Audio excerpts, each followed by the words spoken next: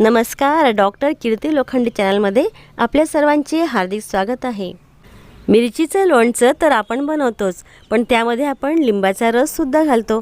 तर आज आपण एक स्पेशल लोणचं बनवणार आहोत, मिरचीचंच, पण यामध्ये आपण घालणार आहोत चिंचेचा रस। लोणच्यासाठी मिरच्या घेतल्या 1 पाव। तर ह्या मिरच्या कमी तिखट असणाऱ्या आहेत, खूप जास्त तिखट नाही आणि खूप जास्त फिक्क्यासुद्धा नाहीत। चिंचा साधारण आपल्याला 20-25 लागणार आहेत, तर छोट्या मोठ्या असतील तरी चालतील। आणि ह्या ज्या चिंचा आहेत ह्या थोड्याशा गोडसर आहेत, म्हणजे एकदम आंबट चिंच नाही। आंबट चिंच असली तर 10 बाक्कलसुद्धा पुरे होतील।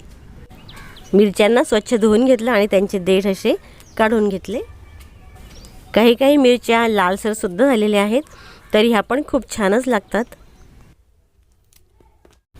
अंदाजे 1.5 वाटी पाणी उकळून घेतलं आणि ते चिंचांवर ओतलं, कारण चिंचांमधून आपल्याला कोळ काढून घ्यायचा आहे।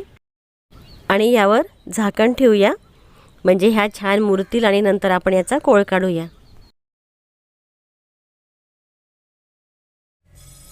पॅन गरम केला, 1 चमचा मोहरी घातली आणि हलकसं गरम झाल्यानंतर प्लेटमध्ये काढून घेतली।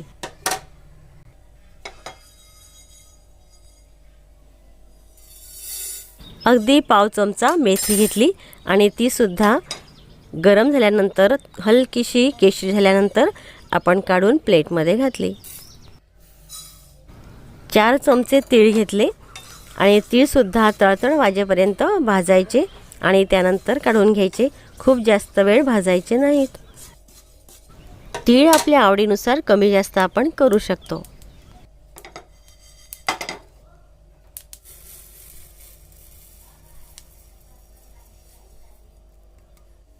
सगळ्या मिरच्या सुद्धा आता कट करून घ्यायच्या। मी मधूनच एक चीर मारली आणि त्याचे परत 2-2 तुकडे केले। तुम्हाला आवडतील तशा तुम्ही उभ्या किंवा आडवे कापसुद्धा करू शकता।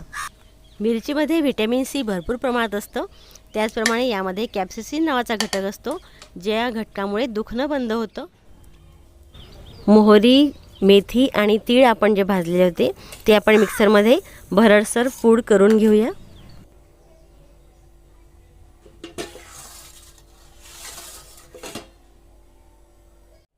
आता पॅनमध्ये 3 चमचे तेल घालायचं। गरम झाल्यानंतर त्यात अर्धा चमचा मोहरी, अर्धा चमचा जिरे, थोडासा हिंग घालायचा। लोणचं हे पाचक गुणधर्माचं असतं, यामुळे भूक वाढते आणि अन्नपचन चांगलं होतं आणि जेवणाला लज्जतसुद्धा येते। आणि कापलेल्या मिरच्या त्यात घालायच्या, छान हलवून त्यावर झाकण ठेवून द्यायचं।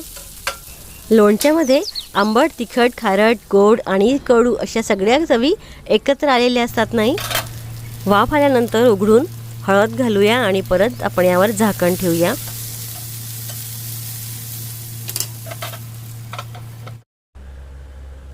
मिरच्या वाफेवर नरम होतात तोपर्यंत चिंचेचा कोळ काढून घ्यायचा। हाताने कुस्करून याचा कोळ काढायचा।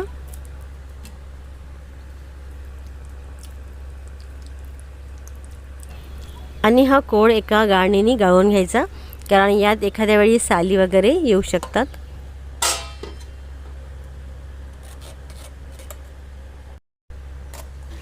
काही चिंचांचे वरचे टरफलं राहतात, तर हे कचकच लागू शकतं, त्यामुळे गाळून घेतलेलंच चांगलं। लगेचच आपल्याला हे लोणचं खायचं असेल तर मिरच्या जरा छानपैकी शिजवून घ्यायच्या आणि जर 2-4 दिवसांनी खायचं असेल तर थोड्याशा कच्च्या राहिल्या तरी चालतील। गॅस ऑफ करायचा आणि नंतर यामध्ये मीठ घालायचं। मीठ आधी घातलं तरी पण चालतं, चवीनुसार मीठ घालायचं। त्यानंतर आपण जे मोहरी, मेथी आणि तिळाचं मिश्रण तयार केलेलं होतं ते आपण यामध्ये घालूया आणि चिंचेचा जो कोळा आपण काढला होता तो पण घालूया। थोडंसं पातळसर हवं असलं तर त्यात थोडं पाणी घातलं तरीही चालेल आणि आपल्याला आवडत असेल त्याप्रमाणे गूळ किंवा साखर आपण यामध्ये घालू शकतो। यामुळे लोणचं खूप भन्नाट असं लागतं। गूळ साधारण अर्धी वाटी आपण यामध्ये घालू शकतो। चिंचेचं हे लोणचं मी पहिल्यांदाच बनवलं आणि त्यामुळे लगेचच संपलं, पण लागतं एकदम चटकदार। नक्की बनवा आणि चॅनलला सबस्क्राईब करा। बनवल्यानंतर कमेंट करायला विसरू नका. Bye bye.